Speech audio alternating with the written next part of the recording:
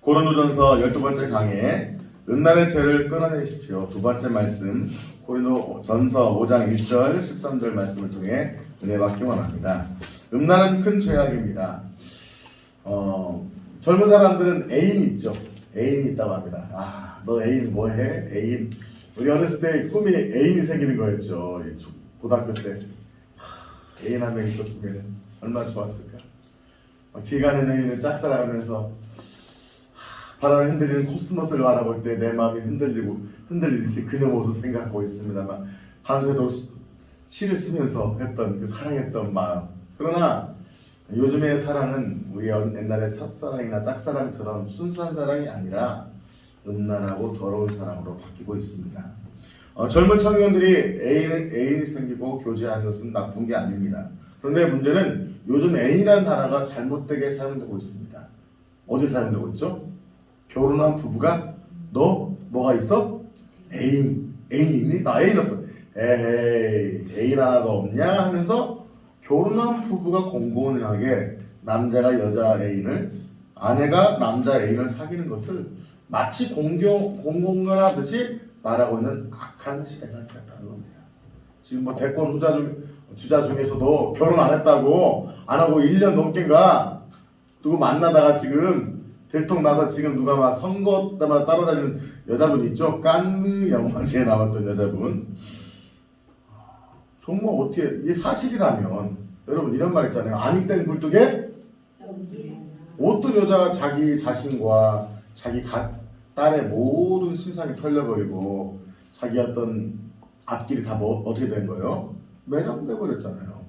정신병자 취급까지 받으면서까지도 그렇게 할까요? 과연 야권으로부터 돈을 받아서 그런 일을 할까요? 저는 그렇게 생각하지 않습니다. 얼마나 이 음란한 시대. 정치인들은 어떻습니까? 사회 인사들은 어떻습니까? 돈이 있고 명예가 있다면은 이성의 문제를 일으키는 악한 시대가 되었다는 거예요. 그런데 이 모습이 교회 안에까지 침투하고 있다는 거죠. 교회 안에서도 이 비정상적인 음란함들이 벌어지고 있다는 것입니다. 오늘 말씀에 나오는 2000년 전의 고린도 교회도 마찬가지였습니다. 오늘 5장 1절 말씀, 이 5장에서 말하고 있는 핵심의 문제가 5장 1절에 등장하죠. 다시 한번 읽겠습니다. 시작. 너희 중에 심지어 음행이 있다함을 들으니 그런 음행은 이방인 중에서도 없는 것이다. 누가 그 아버지의 아내를 취하였다느니라.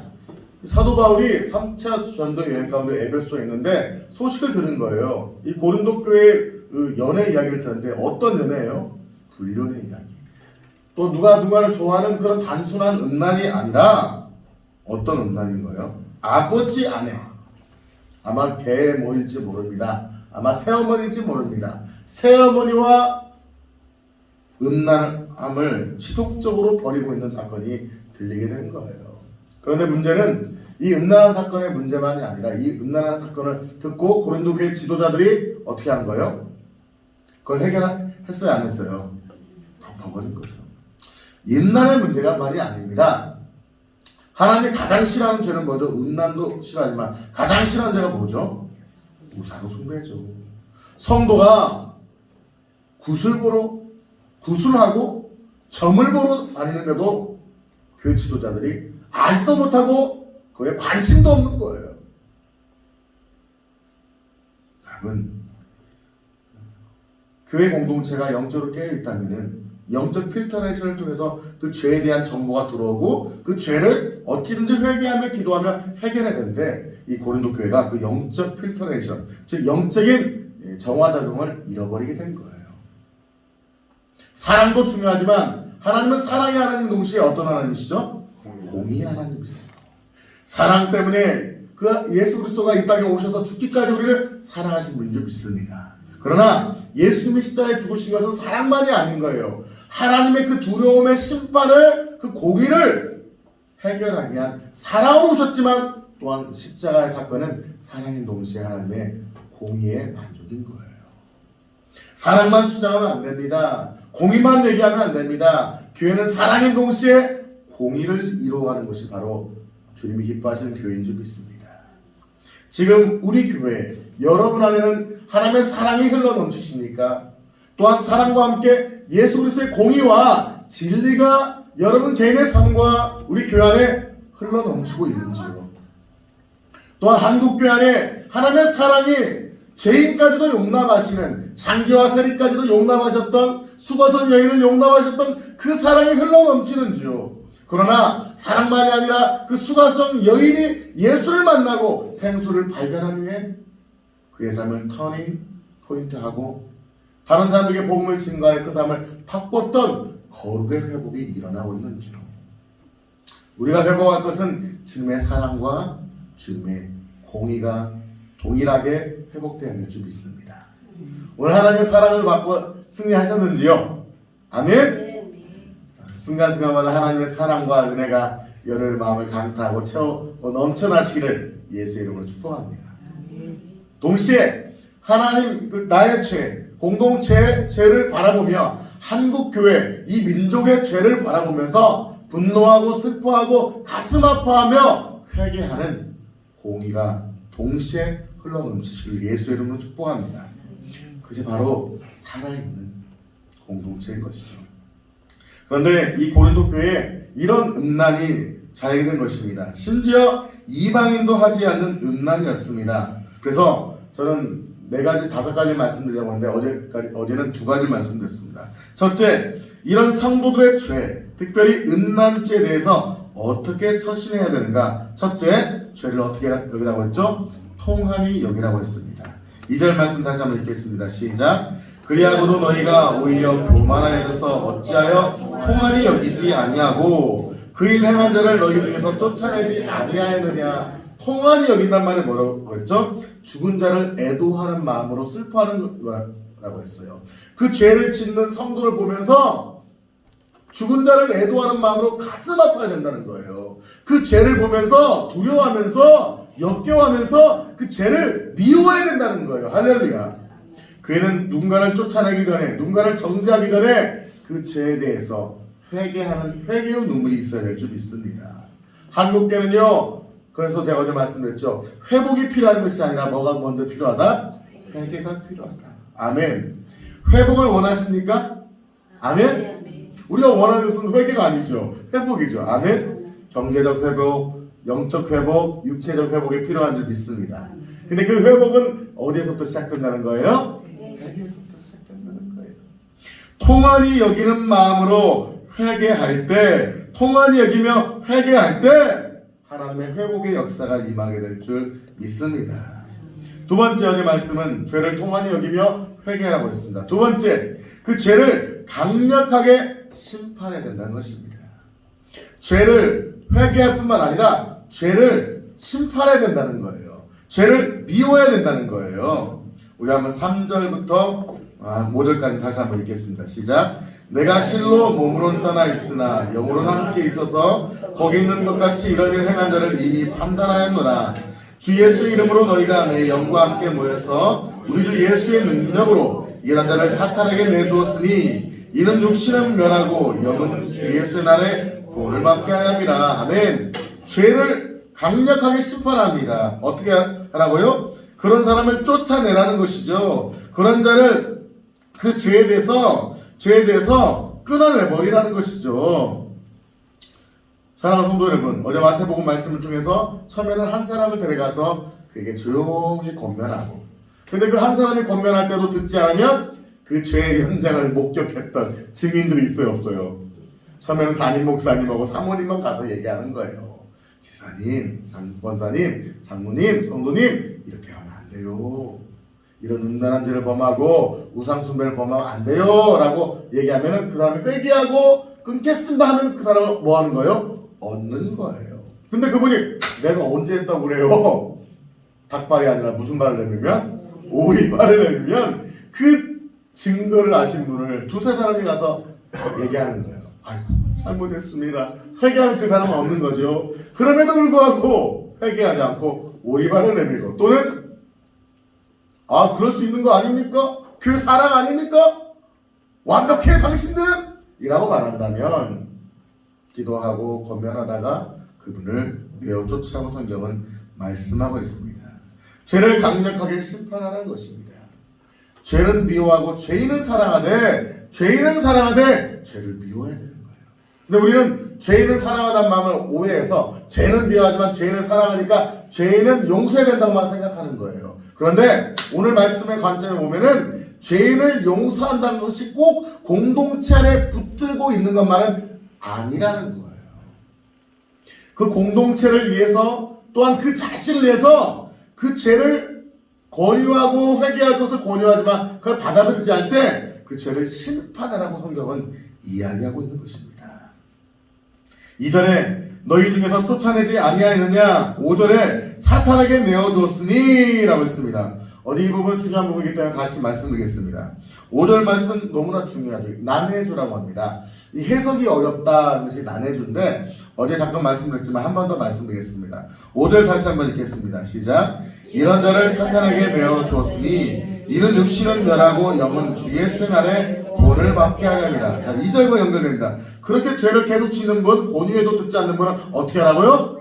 쫓아내라는 거예요. 쫓아내.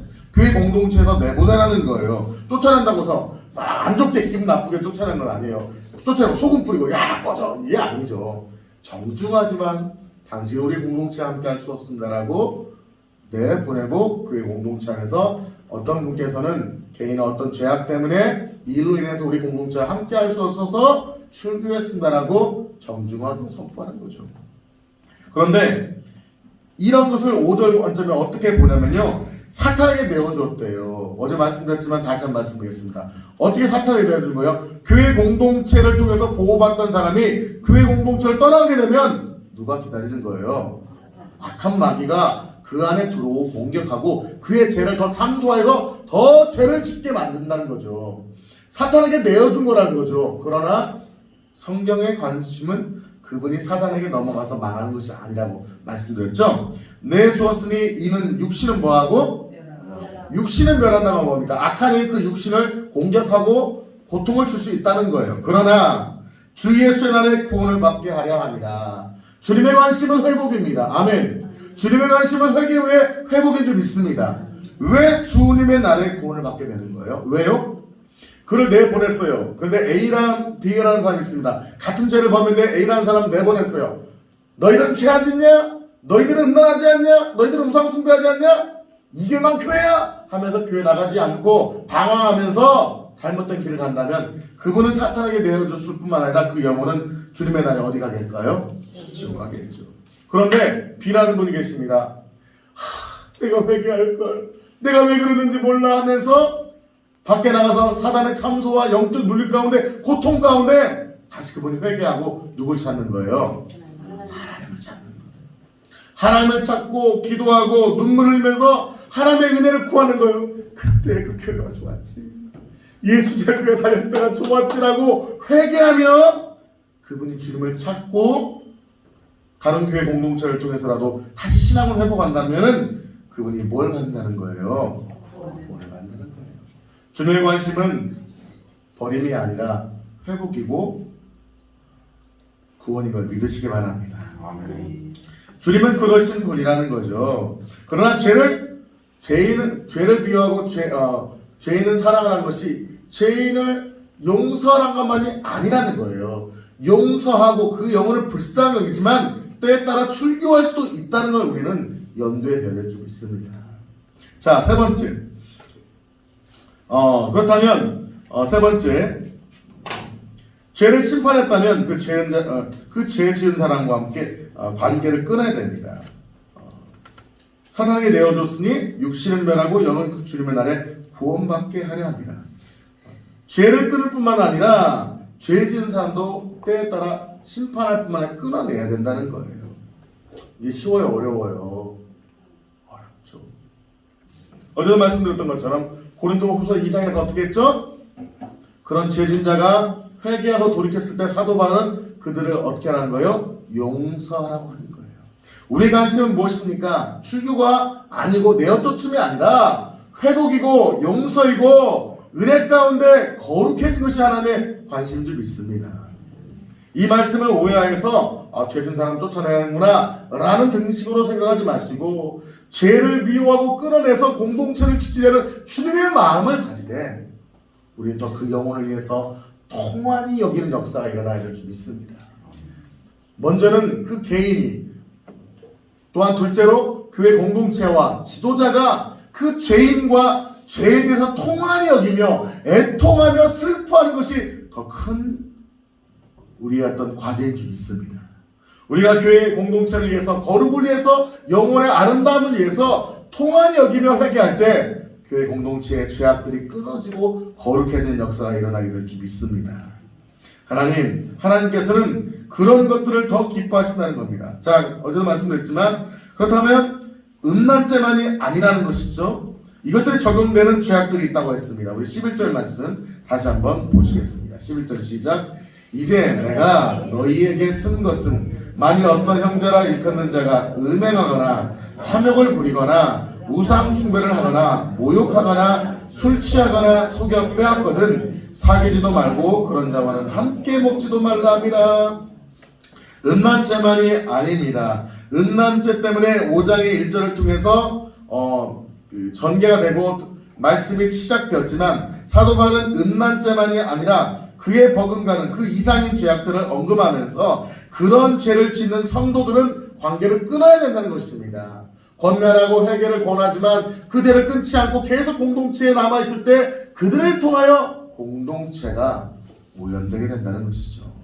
어떤 죄가 있죠? 11절 다시 한번 볼까요? 어떤 형제나 일컫는 자가 뭐 하거나 음행하거나, 두 번째 탐욕을 부리거나, 세 번째 우상 숭배를 하거나, 네 번째 모욕하거나, 다섯 번째 술 취하거나, 여섯 번째 속여 빼앗거든 먹지도 말고 함께 사귀지도 말라는 거예요. 세상 사람 아닙니다. 세상 사람과 그렇게 되면 다 끊어져야 되죠. 지금 형제라고 하는 사람이 교회 공동체에 있으면서 장나라고 하는 사람이, 권사라고 하신 분이 집사입니다. 새가족 아닙니다. 새가족은 그럴 수 있어요. 그들이 은혜받고 변화될 수 있는 거예요. 아멘. 믿음이 있다고 하는 사람이 5년 10년 예수를 믿고 은혜받았다고 하는 사람들이 여전히 그런 죄악을 범하고 있다면 공동체는 그 죄를 지적하고 끊어내게 해야 돼요. 그런 기회를 주고 권면하고 죄를 회개할 기회를 줌에도 불구하고 그런 계속 죄를 지으면서도 너희는 거룩하니? 인간이 그런 거 아니야? 은혜만 얘기하면서 죄에 대한 심각성을 가지고 있지 않다면은 교회에서 이방인과 세리처럼 여겨야 된다는 겁니다. 은혜는 다 아시겠지만 맞습니다. 탐욕입니다. 여러분, 하나님은 탐욕을 싫어하십니다.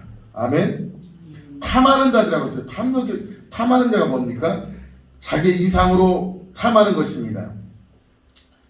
여러분, 얼마나 탐욕적인 분들 사기치고 남의 것을 네 것도 내 거, 내 것은 내 거. 누구 신부예요? 놀부 신부죠. 교회로 치면은 헌금을 유용하거나 돈놀이를 하는 것입니다. 남의 것을 가로채는 것입니다. 여러분, 그런 분도 막 있어요. 정말 재정을 담당하는 장모님, 권사님, 안수사님이 알고 봤더니 교회 재정을 나중에 봤더니 그 재정을 막 자기 마음대로 유용해 써버리는 거예요. 그것이 밝혀졌을 때 드러내지 못하는 거예요. 왜? 그 장모님이랑 안수사님이 교회 안에서 포지션이 너무 커. 그분을 이렇게 권면하면 막 그 주위에 있는 사람이 같이 움직여버리는 거예요. 정말 그것은 큰 죄악입니다. 우상숭배입니다. 여러분, 성도라고 하면서도 점을 치러 다니고 굿을 치러 다니고, 아유 저희 교회 올려다가 말았던 어떤 집사님이 있어요. 믿음이 좋은 줄 알았더니요, 작년인가 재작년인가 너무 힘들어서요 점 보러 갔대요. 점 치러 갔을 때요. 그걸 말하면서 웃으면서 말을 해요. 그게 얼마나 큰 죄악인데. 점 치는 것이 그냥 재미로 보는 거예요? 여러분, 손금도 보지 마세요. 그냥. 옷 짧으면 어쩌고 길면 어때? 손금에 따라 여러분, 옛날에 한명이가 있죠. 내 손 하나 있어이다. 뭔 손 하나 있어? 손금대로 삽니까? 관상도 합니까? 왕의 상이 있으면 내가 왕의 상인가? 도둑상이다. 그게 어디 있습니까? 여섯 번째 어떤 죄입니까? 속여 빼앗는 거예요. 토색하는 거. 토색이라고 하죠. 착취하고 강탈하는 겁니다. 정말 자기의 집단의 이익을 위해서 빼앗고 빼앗는 이런 행위들이 얼마나 교회 안에서 일어나는지요. 우리 교회는 안 그렇지만 많은 교회들이 그런 착취하고 강탈하는 행위들이 있는 것이죠. 그래서 요즘 의식 있는 교회는 당회 제도보다는 당회 제도를 소수로 두고 어떤 위원회 제도로 많이 가는 거죠. 그래서 어떤 큰 프로젝트가 있다, 어떤 선교 프로젝트가 있다면 선교 프로젝트에 맞게끔 위원회 개념으로 해서 그 프로젝트당 그 사람을 세워서 어떤 교회의 큰 일을 결정할 때 당회가 아니라 나이대별로 뭐 20대에서 이제 선거하듯이 왜 어른들만 여러분 선거권 20살 이상 있어요 없어요?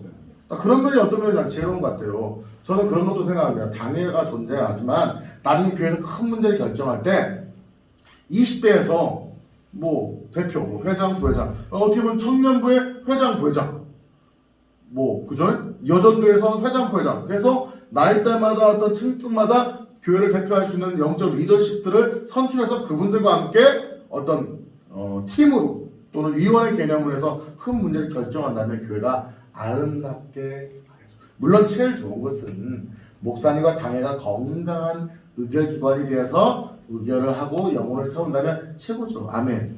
자, 여러분, 사랑하는 성도 여러분, 만약 가정에서 바람을 피운 남편이 있다면, 아버지가 있다면 어떻게 할까요? 사랑하기 때문에 함께 먹고 마시고 살면서 그냥 아빠가 남편이 바람기를 끊을 때까지 가만히 기다려야 될까요?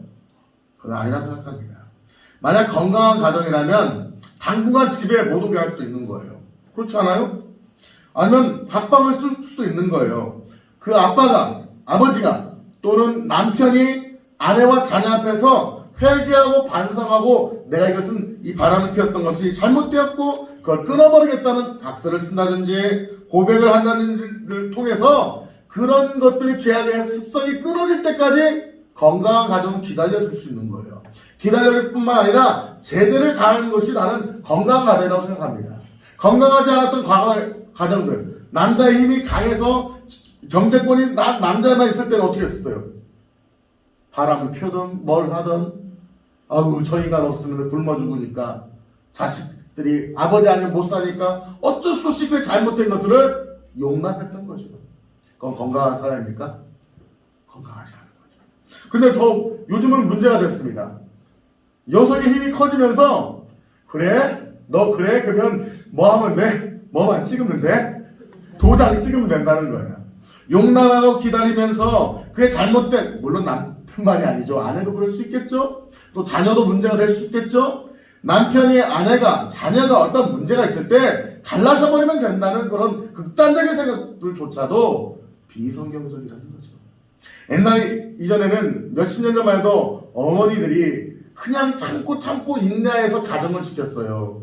너무나 귀하셨던 모습이라고 저는 믿습니다. 그러나 여성의 힘이 길러지면서 경제권이 세워지면서 이제는 기다리기는커녕 갈라지면 끝이라고 생각하는 그런 극단적인 생각을 갖는 것도 저는 잘못된 비성경적이라고 생각합니다. 우린 용납하고 품어주되 잘못에 대해 분명히 지적하고 그것들이 끊어질 때까지 품고 기다리며 중재하면서 죄악의 모습들이 은행일 수 있습니다. 이건 가정에도 적용되는 것이고 교회 공동체에도 적용되는 겁니다. 우리 성도님들이 잘못됐을 때 교회가 권유하고 기다려주면서 품어주는 거예요. 아멘. 그러나 그런 기회를 줬을 때 그 기회를 붙잡고 정중하게 사과하고 회개하며 변화시키려는 노력을 해야 되는데 그렇지 않다면은 출교하는 거죠. 가정도 마찬가지입니다. 남편이 아내가 자녀가 어떤 문제점이 일어날 때 그것들을 품어주고 사랑하되 그것들을 덮어버리는 것이 아니라 같이 가슴 아파하며 고민하면서 그것들을 성경적인 방법으로 풀어가는 것이 아름다운 가정인 줄 믿습니다. 아유 나 이러니까 결혼 안 해. 이러면 도장 찍으면 되지 뭐. 그런 극단적인 것들은 하나님 기뻐하는 모습이 아니라는 거예요. 하나님의 관심은 때로는 사탄에게 내어주더라도 주 예수의 날에 그가 뭘 받기를 원하는 거예요? 구원받기를 원하는 거예요. 제가 참 좋은 사례가 있습니다. 청년 가운데 예수를 안 믿다가 그 청년부 제가 익산에 있는 교회에서 부교육자 할 때 청년부의 청년인데 예수 믿지 않았어요. 원대 다니는 학생이었어요. 근데 그 친구가 교회에 와서 같이 기숙사를 쓰는 언니가 너무 행복해 보길래 언니는 왜 행복해? 했더니 이렇게 말한 거예요. 예수님 때문에. 그 말에 충격을 받고 이 친구가 교회를 나왔어요. 교회를 나와서 은혜 받고 변화되고 진짜 변화됐어요. 그리고 그 친구를 한시적으로 거할 공간이 없어서 겨울 방학 동안 2달 동안 기숙사 뺀 동안 저희 집에서 데리고 있었어요. 참 죄송하죠 사모님한테. 방 2개인데 방 하나 주고 방 하나는 창고니까 방 3개인데 방 2개, 하나는 제 방, 서재방, 하나는 우리 가족 3명 사는데 그 방 주고 이제 했죠. 사모한테 허락도 안 받고 대충 허락받고 2달 동안 있으면서 그 아이를 돌봐오고 기대했는데 이 친구가 변화돼서 어떤 역사가 일어났냐면 부모님이 이혼을 했었어요. 부모님이 이혼하고 가정이 탁 뿔뿔해서 고통 가운데 있었는데 이 친구가 은혜 받고 변화되고 나서 어떻게 했냐면 엄마를 만나서 엄마를 설득한 거예요. 그래도 우리 아버지 좋지 않냐고. 또 아버지 만나서 뭘 설득한 거예요? 아버지 사업 크게 다 사업 날려고 빚지고 살고 하니까 너무 본인이 부끄러워 이제 집을 나가셔서 이제 이혼한 거예요. 그 아버지를 만나갖고 아버지를 설득한 거예요. 아버지, 그래도 아버지가 훌륭하신 분입니다. 용기를 내서 들어오세요. 그래서 아버지를 설득해서 어머니를 뭐하게 한 거예요? 만나게 해서 다시 가정이 합쳐졌어요. 할렐루야. 놀라시지도 않으시네요. 한 가족 살렸다는데도. 그리고 엄마가 감사하다고 그 쌀한 가마를 보내주시더라고요. 20kg. 그런 하나님의 은혜, 은혜 받은 사람 변화되니까 그런 아름다운 몸으로 회복이 되는 거예요. 할렐루야. 우리는 죄악 가운데 있을 때 쫓을 때도 쫓아야 되지만 언제든지 그가 회개하고 돌이켜서 하나님 앞에서 겸손하게 엎드리면은 우리는 언제든지 다시 받아들일 수 있는 그런 영적인 마음을 갖는 것이 교회 공동체의 모습인 줄 믿습니다. 할렐루야. 네 번째, 우리는 죄를 깨끗이 씻어내고 거룩해져야 됩니다. 우리 6절부터 8절 말씀 같이 한번 읽겠습니다. 시작. 너희가 잘하는 것이 옳지 아니하도다. 적은 누룩이 온 덩이에 퍼진 것을 알지 못하느냐. 너희는 누룩 없는 자인데 새 덩어리가 되기 위하여 묵은 누룩을 내버리라. 우리 유월절 양 곧 그리스도께서 희생되셨느니라. 이러므로 우리가 명절을 지키되 묵은 누룩으로 말고 악하고 악에 찬 누룩으로도 말고 누룩이 없어 오직 순전함과 진실함의 떡으로 하자. 아멘. 우리는 죄를 쫓아내는 게 목적이 아닙니다. 교회를 거룩하게 하고 교회를 아름답게 세우는 것이 목적인 줄 믿습니다. 아멘. 누룩은 여기서 뭘 의미하는 거죠? 죄를 의미합니다. 6절에 보면 적은 누룩이 온 덩어리에 퍼져버린다는 거죠. 여러분 그 있잖아요. 누룩 띄워가지고 뭐 만들어요? 맛있는 거예요? 빵을 만들죠. 아메리칸 스타일은 내가 빵을 만들어요.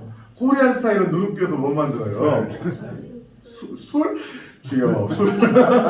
또 뭘 만들어요? 떡도 만들고 약간 그렇죠. 나쁜 방향으로 발효되는 것을 뭐라고 하는지 아십니까? 부패라고 합니다. 제가 식품학과 나왔잖아요. 좀 이때 식품학과. 나쁜 방향으로 부패되는 걸 발효되는 걸 뭐라고요? 부패라고 합니다. 좋은 방향으로 바뀌는 걸 뭐예요? 발효라고 합니다. 여러분의 인생은 부패되는 인생입니까? 발효되는 인생입니까? 발효는요 부가가치가 늘어납니다. 우유 1,700원짜리 1리터가요 위를 집어넣고 10시간 만에 발효되면요 5배 이상의 부가가치가 형성됩니다. 여러분의 인생이 부패되는 인생이 아니라 발효되는 인생 되시기를 예수의 이름으로 축복합니다. 그런데 이 좋은 방향으로 발효가 되면 좋은데 누룩은 좋은 방향으로 가요. 그런데 성경에서 누룩은 상징적으로 뭘 의미한다고요? 죄를 의미합니다. 누룩을 집어넣고 밀가루 반죽했더니 밀가루 반죽이 부풀어버리는 거예요. 죄가 부풀어졌다는 의미합니다. 그런데 오늘 본문에서요 6월절 이야기를 하십니다. 6월절 어린 양 예수 그리스도를 했잖아요. 6월절 날은 무교병을 먹었어요. 유교병을 먹었어요. 무교병. 무교가 뭐냐면 누룩이 없는 것이 무교병이고요. 유교병은 누룩이 있는 빵이 유교병입니다. 유월절 어린 양 예수 그리스도를 상징하는데 그 먹을 때 왜요? 무교병, 누룩을 넣지 않은 빵을 먹고 쓴나물 먹고 어린 양을 잡아 먹었던 거죠. 그것이 바로 구원을 의미했던 유월절의 상징적인 의미죠. 그 말씀을 지금 6절부터 8절을 언급하면서 유월절 어린 양이 희생됐을 때 유교병을 먹은 거예요? 무교병을 먹은 거예요? 무교병을 먹었던 거죠. 즉 누룩이 없는 죄악에 오염되지 않은 빵을 먹었다는 걸 의미하는 거예요. 즉 그 누룩에 들어간 빵은 죄악에 오염됨을 상징하는 거죠. 즉 예수 그리스도 통해 구원받은 우리가 공동체가 어떤 공동체가 되어야 되느냐? 생명 대신 예수님을 받은 그들은 유교병이 아니라 무교병, 즉 누룩이 없는 죄악이 없는 삶, 죄악을 끊어버린 삶을 살아야 된다는 거예요. 할렐루야. 우리에게 생명을 주신 예수님을 받았다면, 그 생명이 내 안에 임했다면 우리의 삶의 방향은 천국을 향해 주님을 위해서 열심히 일하는 것도 중요하지만 매일매일 삶을 통하여 죄악을 끊어버리는, 음란죄를 제해버리는, 죄악, 우상 숭배와 죄악을 끊어버리는 삶을 결단하고 살아가야 된다는 거예요. 결단하겠습니다. 죄를 끊겠습니다. 그런데 또 극단이 나옵니다. 그래서 10절을 얘기합니다. 우리 10절 말씀 시작. 이 말은 이 세상에 음행하는 자들이나 탐하는 자들이나 소견배하는 자들이나 도무지 사귀지 말라 하는 것이 아니니 만일 그리하려면 너희가 세상 밖으로 나가야 돼. 그러니까 이렇게 거요. 그러면 목사님 이제 세상을 끊어버리고 주님을 살겠습니다. 그럼 어떻게 할까요? 이번 주부터 기도원에 올라가겠습니다. 산에다가 자연인 음악 치고 기도하며 살겠습니다. 그런 극단적인 분이 또 나와요, 안 나와요? 나와요. 2000년 전에도 무슨 파가 있었어요? 극단적인 파, SNF파. SNF파는 뭐예요? 저기 사해 근처에다가 동굴 파놓고 모래집에다 동굴 파놓고 거기서 뭐예요?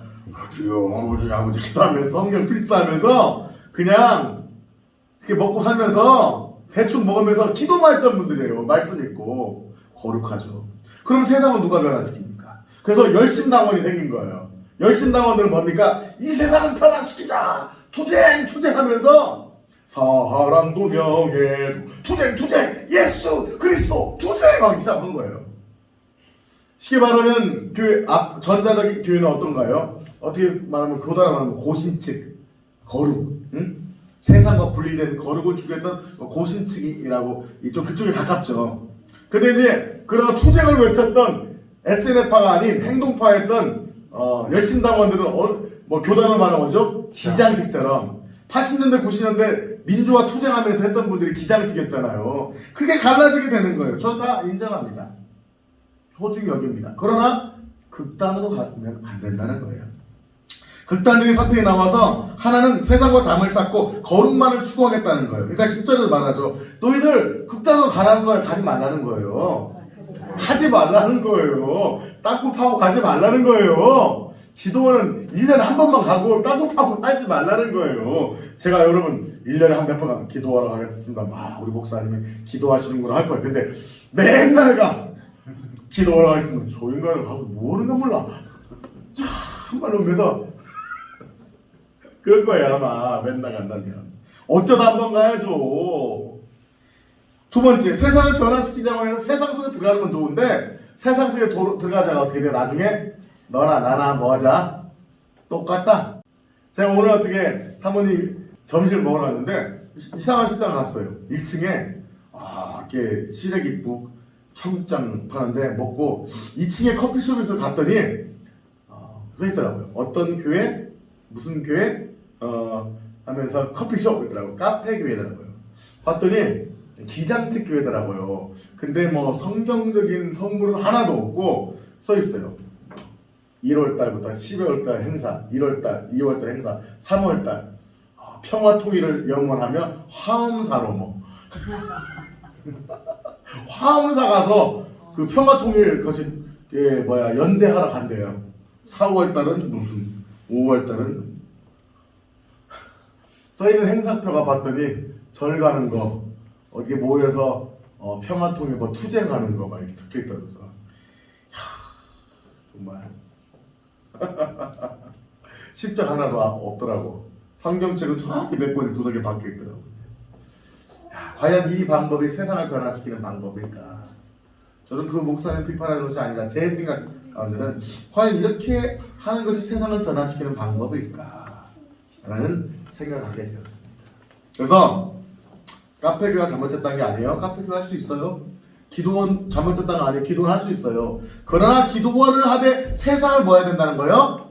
염두에 두고 세상을 향해 기도해야 된다는 거예요. 카페교를 하고 또는 투쟁하기에서 평화통일 영원하게 모일 수 있지만 성령받고 충만함을 유지해야 된다는 거예요. 할렐루야. 좀 더 쉽게 적용해 볼게요. 여러분 오징어 게임을 봐야 됩니까? 오징어 게임이라는 영화 드라마를 봐야 돼요? 안 봐야 돼요? 두 가지 나눌 것입니다. 좀 우리 사모님처럼 거룩하는 이 더러운 거 보면은 오염됩니다. 보지 맙시다 라고 말할 거예요.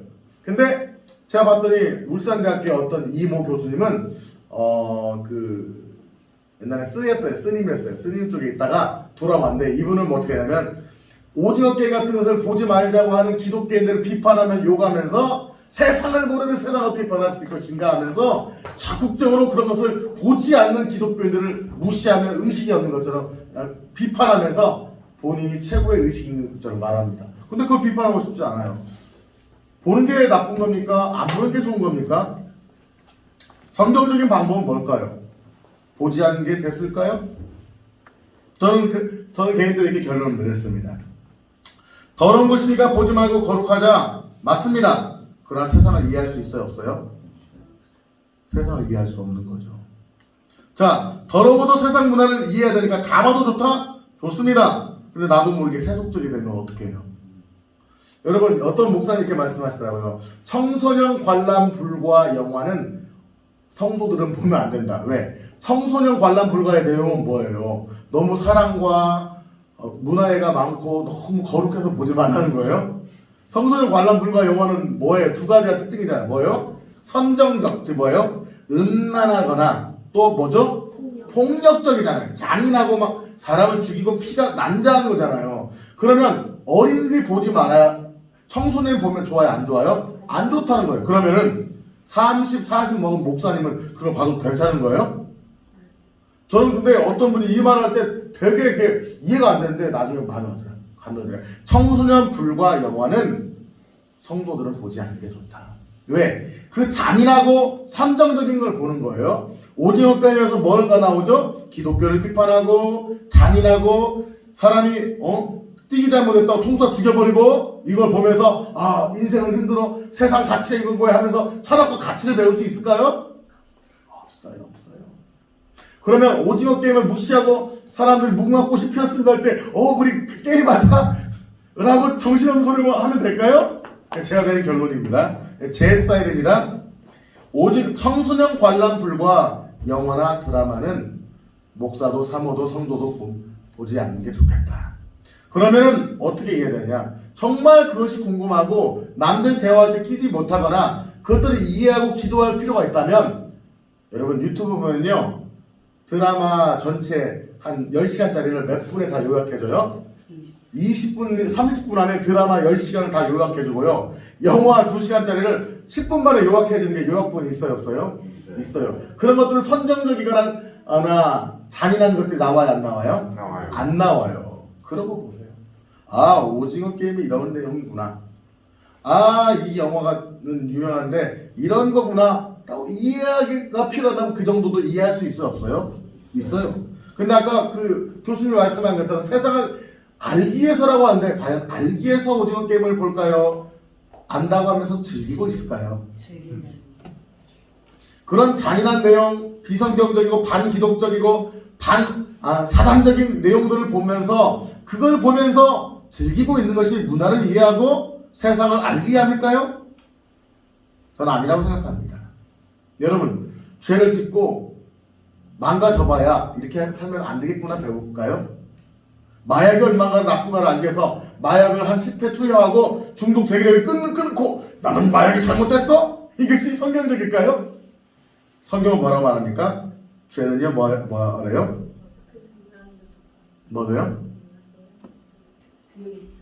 피일까지 싸울 뿐만 아니라요. 더러운 곳은 너희 뭐 또 하지 말아요? 너희 입 밖에도 언급하지 말아요. 할렐루야. 우리는 보트피플입니다. 보트피플은 뭘까요? 옛날에 베트남이 망한 다음에, 베트콩 망한 다음에 보트피플에서 세계를 막 다녔잖아요. 그러면 막 받아주면 타고 못 한 거였잖아요. 보트피플은 뭐예요? 어떻게 보면 연료가 있는 동안은 계속 어디를 항해하는 거예요? 바다를 항해하는 거죠. 세상이라는 바다, 악한 세상이라는 바다를 항해하는 거예요. 보트피플에는 물과 섞이게 되면 어떻게 되면 배가 뒤집어지는 거예요. 물에 들어가면 돼요? 안 돼요? 안 돼요. 그러나 물 위를 거니는 거예요. 크리스찬은 어떤 삶입니까? 세상과 동화돼서 그 물에 빠져드는 자가 아니라 보트피플처럼 세상에 거닐고 세상을 항해하지만 그 세상에 젖어버리지 않고 목적과 방향을 향해 나가는 것이 바로 천국을 향해 나가는 것이 바로 크리스찬의 삶인 줄 믿습니다. 동화돼서 누리고 즐겨버리면 똑같아집니다. 처음에 좋은 의도로 그 카페가 생겼을지 모르지만 그 카페를 통해서 뭐 하려고 처음에는 세웠을까요? 카페를 통해 뭐 하겠다는 마음이 있었을까요? 기도할 때 하나님 나 먹고 살기 위해서 카페 할게요. 그냥 카페 하다가 그냥 예배는 한 번씩 드려드릴게요. 그렇게 카페 계획가 생겼을까요? 처음에 의도는 뭐예요? 하나님 여기서 정말 세상과 하나가 되어서 뭐 하기 위해서 전도하기 위해서 하나의 카페 교를 하겠습니다 라고 시작하지 않았을까요? 대답해보세요. 여러분이 카페 교를 한다면 그러지 않았을까요? 근데 카페 교를 통해서 전도하고 계시는 분 저 들어본 적이 없어요. 아니 들어봤지만 되지 않는데요. 세상 사람들이 쉬워요? 어려워요. 복음의 본질의 능력과 거룩과 영적 능력이 있지 않으면 세상을 이길 수 있다 없다.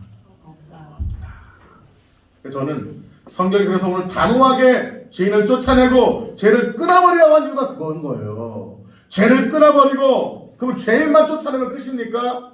이미 그 죄인을 통해서 오염되어 있는 성도도 있지 않을까요? 코로나 걸린 사람을 병원에 보냈지만 코로나 걸린 사람 오늘 야 성도님 병원에 갔으니까 우리 깨끗하다 아니에요. 코로나 걸린 성도님을 병원에 보냈다면 그 다음에 해야 할 게 뭐인 거예요? 남아있는 분도 어떻게 해야 돼요? 열 체크해서 코로나 검사해야 돼요? 안 해야 돼요? 기본인 거죠. 죄악된 성도들이 출교하는 것이 끝이 아니라 그 성도들이 오염시켰던 교회 안에는 잘못된 문화와 잘못된 더러운 것이 있다면 같이 회개하고 끊어버려야 될 줄 믿습니다. 그리고 죄를 끊어버리는 수준이 아니라 우리가 거룩으로 더 나가야 될 줄 믿습니다. 그래서 저는 5번째 말씀드리고 싶은 것이 그것입니다. 누룩을 제거하는 것보다 더 중요한 것은 죄를 씻겨내고 거룩해지는 것입니다. 할렐루야. 아멘. 그럴 때 우리 세상에서 다시금 영향력을 되찾게 될 줄 믿습니다. 카페교회 무시하지 않습니다. 그런 의도를 통해서 뭔가 해보려는 의도 소중히 여깁니다. 한 시대 트렌드였죠. 카페가 막 될 때 트렌드였죠. 그러나 카페교회는 안 되더라고요. 목사님이 일을 해서 돈을 벌고 생활을 책임지고 이제는 주중에는 일하고 생활 책임진 다음에 주일날 열심히 사역해서 성도들 전도해서 성도들에게 물질의 부담을 주지 않겠다? 라는 그런 컨셉도 있었어요? 없었어요? 있었어요. 그리고 제 후배 목사도 아주 열심히 그렇게 하고 있습니다. 웨이처치. 그거 절대 나쁜 거 아니에요. 그것도 귀해요. 그러나 제가 믿는 성도는요, 헌금 내는 것이 아까워서 목사님 일하세요. 당신 먹고 가는 거 책임 본인이 해결하시고 우리 주일날 와서 은혜 끼쳐주세요 라고 하는 한국교회 성도들 많잖아요. 성도들은 목회자가 거룩을 유지하며 능력받아 생명 걸고 복음에서 달려나간다면 자기 시간과 물질을 들여서 헌신할 각오가 있는 교회가 한국교회인 줄 믿습니다. 주일날 예배 드린 것도 힘들어서 주일날만 오전 예배만 잡아주면 이 교회 나올게요가 아니라 그 성도의 시간과 물질을 더 헌신시키더라도 더 기도하고 능력받아 세상을 이길 수 있는 힘과 능력을 줄 때, 거룩의 힘을 받을 때 성도는 자기의 시간과 물질과 주중의 삶을 들여서라도 더 주님께 내 삶을 드립니다라고 결단할 수 있는 교회가 한국교회고 예수제자교회는 저는 믿습니다. 그 믿음을 포기하면 안 되겠죠? 아멘. 지금 나오신 분들은 그런 분들인 줄 믿습니다. 여러분한테 고백하겠습니다. 예수님께 대단히 미치셨군요. 시작. 예수님께 대단히 미치셨군요. 미쳐도 주를 위해 미친 것은 아름다운 것입니다. 사랑하는 성도 여러분, 말씀을 마치고자 합니다. 결론입니다. 하나님은 고린도 교회의 문제를 통하여 우리가 어떻게 하면 이 세상에서 승리하는 삶을 살 것인가를 도전하고 있습니다. 죄인을 끊어내버리고 죄를 척결해버리는 것이 아니라 그 죄에 대해서 함께 아파하며 슬퍼하며 그 영혼을 내보내면서까지 나도 그 영혼을 얻고자 하는 그런 살아있는 교회가 되어야 될 줄 믿습니다. 여러분, 부모님이 말 안 듣고 어렸을 때 뗐으면 이놈의 시계다 친다가 내 이놈의 시계다가 요즘 그렇게 하면요 아동학대라고 잡혀갑니다. 옛날에 막 문 닫아버리고 문 닫다면 엄마 문 열어줘 하잖아요. 그럼 아싸 한동 처리했다 이제 우리 밥 시커 먹었다 그럴 부모 있어요? 문 닫아놓고 뒤돌아서 우는 게 부모의 마음인 거예요. 왜 그 아이를 잠시 잠깐 그 추운 밤에 물에서 쫓아낸 거예요? 뭐 하라고? 네가 깨닫고 회개하고 내가 이제 가정의 자녀로서 바른 길을 선택하라는 부모의 아픈 마음인 거예요. 교회도 마찬가지입니다. 그 죄를 지적하고 하는 것이 목사님은 무서워 너무 사랑이 없어가 아니라 사랑의 마음을 갖고 그 영혼을 바른 진로로 인도하여 그 교회가 영적 하나님이 기뻐하시는 거룩한 교회로 만들기 위한 것이 하나님의 마음이고 주의 종의 마음이고 우리 공동체가 되어야 될 줄 믿습니다. 지금 작은 공동체이지만 우리 교회가 10배, 20배, 100배, 1000배 성장할 수도 있을 것입니다. 그 성장하더라도 이 마음을 잊지 않고 많은 교회들이 대형교회가 되는 방법을 이렇게 말하고 있습니다. 좋은 시스템, 짧은 설교, 은혜로운 설교, 멋진 찬양, 적당한 제자 훈련과 성경 공부, 필요 따라 찾아가는 신방 서비스, 교육 서비스가 갖춰지면은 신도시에서 건물 세우면 대형교회가 된다는 것이 10년, 20년 전에 나름대로 교회 성장에 뭐였어요? 큰 흐름의 하나의 노하우였어요. 그런 기회를 잡을 교회는 물론 그런 기회를 잡은 것도 악한 것이 아니라 하나님 주신 기회라고 저는 믿습니다. 그 교회가 그만큼 수고했고 헌신했기 때문에 그런 기회도 줬다고 저는 믿습니다. 그러나 그런 교회가 이제는 교회 성장의 모델이 된 때는 지금도 허용됩니까? 사라졌습니까? 이제는 사라졌습니다. 이제는 그때가 아닙니다. 지금은 생명 걸고 2000년의 말씀을 지켜 거룩을 유지하고 진리를 선포하고 죄인의 아픔을 같이 통한히 여기며 슬퍼하며 눈물을 흘리며 영혼을 끌어안고 눈물을 흘리며 하나님의 거룩을 회복하여 영적 은혜와 능력이 부어지는 거룩과 순결의 운동이 회개 운동이 주가 되어야 될 거룩한 회개 운동이 중심이 되어야 될 줄 믿습니다. 그 중심 가운데 저와 여러분이 사용되고 우리 교회에 오신 분들에게 회복되고 우리가 나중에 부흥되고 커졌더라도 아이고 적당히 해 그래야 영혼 품어 그런 잘못된 사고를 버리고 커져더라도 진리를 선포하고 죄인을 경고하고 그 죄를 끊어버리게 만드는 거룩과 성결의 운동을 일으키는 영적 교회가 되기를 예수의 이름으로 축복합니다. 다시 한번 기도하겠습니다. 하나님, 내 안에 하나님 거룩이 없었습니다. 하나님 아버지, 내 안에 하나님을 사랑하는 마음도 없었고 하나님 영적인 마음이 없었던 것을 회개합니다. 그러나 하나님 이제는 하나님 통회하며 회개하며 정말 나로부터 우리 공동체로부터 그런 거룩과 회개의 운동들이 일어나기 원합니다. 내가 주인 삼았던 모든 죄악을 끊어버리고 결단하며 믿음으로 나가기 원합니다. 이 시간 두 손을 들고 한번 주여 삼창하시고 한번 동성으로 기도하시겠습니다. 주여 주여 주여 주여 아버지 감사합니다. 하나님 아버지 우리 안에 하나님 거룩한 성전의 영적인 역사들이 하나님 일어나기를 원합니다. 하나님 아버지 주여, 하나님 아버지 우리 하나님의 거룩과 사랑의 은혜 역사들이 일어나기 원합니다. 하나님 아버지 내가 주인 삼았던 모든 것을 끊어버리고 하나님이 기뻐하신 영적인 삶으로 돌이키기를 원합니다. 주여, 하나님 아버지 와스케니라마스카라마 주여, 하나님 아버지 여러분의 죄를 지어서 회개하는 것이 아닙니다. 더 거룩해지기 위해서 회개하는 것입니다. 여러분의 남아있는 하나님 바이러스가 있다면 그 모두가 하나라도 잘라버려야 됩니다. 내 안에는 죄악의 바이러스의 모습들, 내 안에 죄악의 모습들, 모양이라고 있다면 회개하고 모양이라고 있다면 끊어버려야 됩니다. 다시 한번 주여 부르시고 기도하시겠습니다. 주여, 하나님 아버지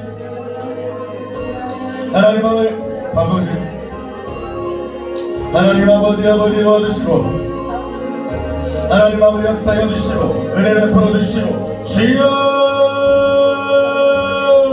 하나님 우리 하나님 거룩의 모습과 영적인 모습이 회복되게 원합니다.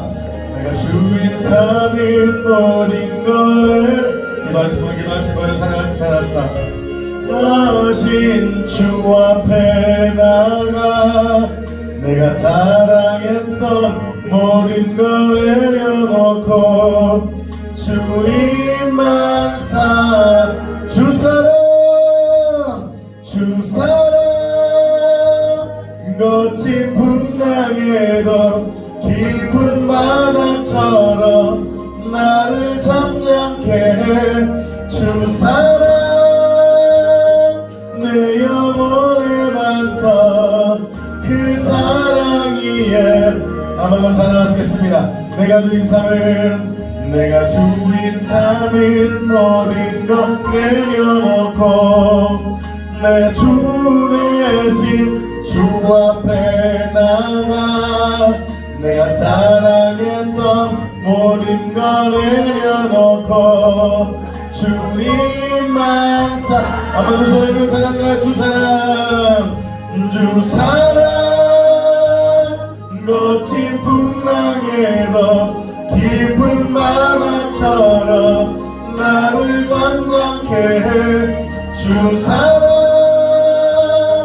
내 영혼의 반석 그 사랑이에 간절한 마음으로 주 사랑 거친 풍랑에도 깊은 바다처럼 나를 잠잠케 해. 주 사랑 내 영혼의 반석 그 사랑이에. 이 시간 간절한 마음으로 하나님 여러분의 죄를 회개했다면 아직도 회개하지 않은 죄가 있다면 회개하시고 죄를 끊어내겠습니다. 거룩하겠습니다. 결단을 기도하기를 원합니다. 죄를 회개했다면 하나님 거룩하기 원합니다. 내 삶 가운데 하나님의 거룩과 은혜가 넘쳐나기를 원합니다. 이 시간 결단하면 주여 한번 부르시고 기도하시겠습니다. 주여, 하나님 결단합니다. 거룩을 결단합니다. 하나님의 삶 가운데 하나님의 거룩과 은혜가 넘쳐나기를 소망합니다. 거의 영광이 나마스카는 이나마스카라마 주여,